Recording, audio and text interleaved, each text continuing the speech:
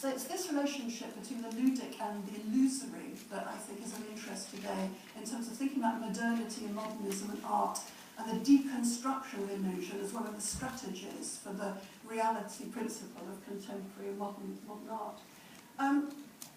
Hunsinger was very distressed by the fact that when his book was translated, the play element of culture was found to be incompatible with English grammar, and it was repeatedly published as the play element in culture.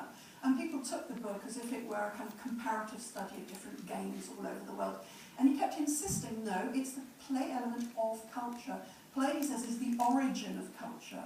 It is the condition for culture. So he was, before his time in 1938, he was a structuralist. He thought of play as the gift-giving reciprocal relationship that was the precondition for culture itself.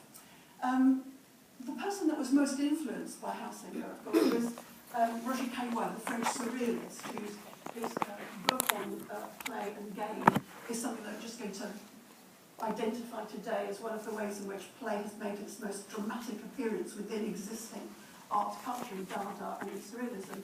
And I'm going to say a little bit about the way in which play appears in Freud, Klein, and Winnicott. For Roger Caillois, there are 6 characteristics that are intrinsic to play. That play is set apart not from work or from seriousness, but from the real. So it's something that is separate.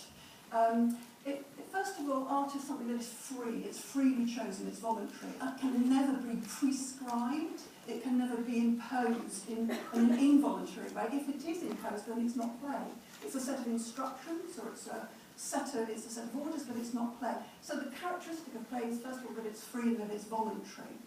The second is that it's separate. It's separate from the real. So it's separate here in a different space, like an art gallery or here in an auditorium. We're inviting you to play as auditors, as listeners, to this particular installation game that we're playing.